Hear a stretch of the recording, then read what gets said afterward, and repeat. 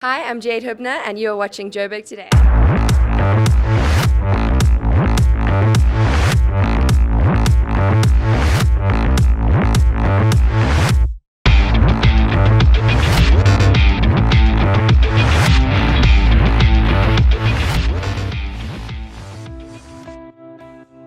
New year, new start, so why not consider a new diet?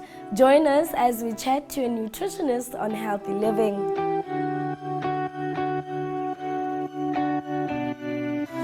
It's been said that healthy eating isn't a goal, but rather a way of living. This week, Tiger Brands nutritionist Arthur Ramoroka helps us unpack the intricacies of a healthy lifestyle. Arthur Ramoroka, thank you so much for your time. Of course, we are talking all things nutrition. Your expert opinion as to what constitutes a healthy diet around this period? Thanks, TT, for having me. I mean, in reality, we should not have any diet for a particular season. I guess even in summer, it is still important to continue taking a balanced approach to eating.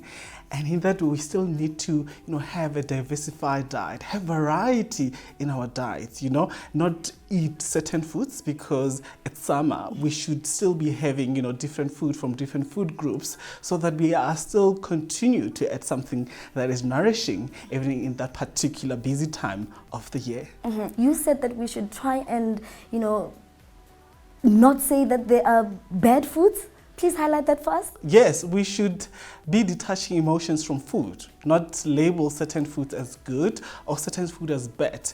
I mean, there is a time and place for any kind of food in our diet. And it's about, knowing, the time and place for the particular food that you want to have, For example, do you want to have ice cream in the morning? Of course not, right?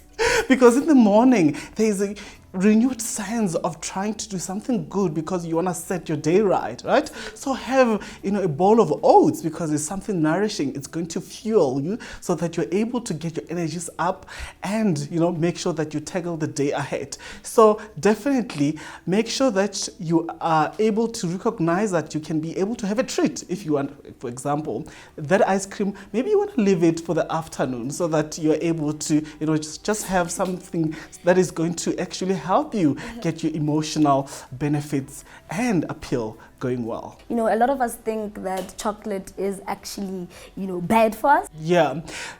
Products like chocolate, we often refer to them as treats, or some people might say it's a naughty food, right? And I don't like saying that it's a naughty food because chocolate, if it's eaten mindfully, and mindfully is about recognizing that you need to have certain amount, which is a portion at a particular serving. So, for example, if you're having 4 blocks of chocolate, that's the right portion size because you want enjoyment, right? Instead of having the whole slab. Yes, instead of having the whole slab. Mm-hmm. Because what happens is if you're going to label it as a naughty food, the likelihood of you having that entire slab is quite high. But if you recognize that, yes, a treat or a snack can form part of a generally healthy diet, of course, that portion controlled slab or chocolate can really be something tasty at a particular time. Absolutely, absolutely. I want us to speak, Arthur, about the psychological effects, the mind, the power of the mind, rather. Just the role that food plays psychologically when it comes to weight loss or weight gain. There's something called, stomach hunger as well as head hunger, right?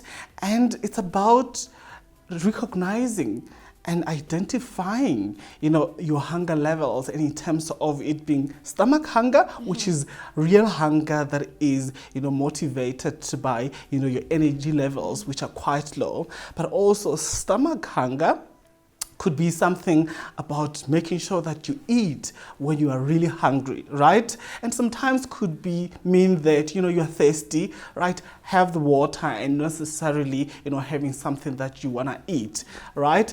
But head hunger is something that is driven by the emotions, right? We often, eat because we want to self-soothe, or we are trying to distract ourselves, or we are procrastinating work and all that. So identify these 2 types of hunger and really know which one at a particular time you're actually experiencing. Mm-hmm. And just the significance or considerations of liquid diets? Yes, liquid diets, yes, they become so popular in recent times. People are always doing smoothies or they're saying, I'm juicing, all that. So when it comes to liquid diets, the important thing is to ensure that you don't actually consume a lot of calories from that. Because what typically goes into the smoothies is, your starch in the form of grains. It could be your oats, it could be fruits as well. It could be yogurt, it could be milk. And what often happens is that the energy that you're actually loading in that particular smoothie could be quite high, right? So you want to manage it to make sure that whatever you're putting in that smoothie, it is still something that you can actually have if you were having whole foods, right?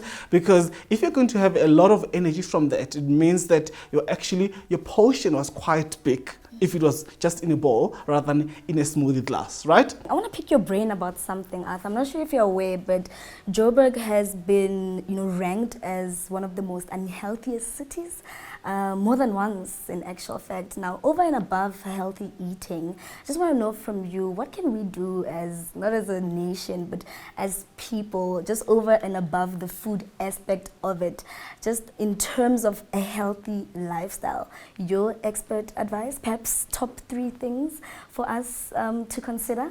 Yeah, it's unfortunate that the city we love, that we live in, is actually ranked one of the unhealthiest cities. The reality is that, as South Africans, in general, we actually have different relationships with food, right?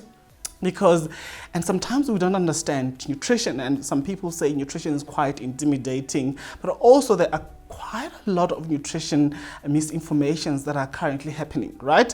And I think with us at Eat Well Live Well, we want to make eating better on any budget much more easier for everyone. So I think first people need to have access to information, right? So information that will actually guide them to be able to approach balanced eating in the right way. Because, eating healthier, as we say, could be quite daunting for a lot of people, with many of us not knowing where to start. So if we have credible platforms like Eat Well Live Well, which actually disseminates a lot of nutrition information, and through different platforms on social media, having healthy recipes as an inspiration for people, I think that way we are able to help anyone, all communities in South Africa, at an individual level, at a family level, to be able to internalize, eating healthier and making it very sustainable for people, so that we're able to create a healthier nation for ourselves and for everyone in the country. Oh, fantastic. That brings us to the end of our interview. Arthur Ramoroka, it was an absolute pleasure having you. Thank you for joining us.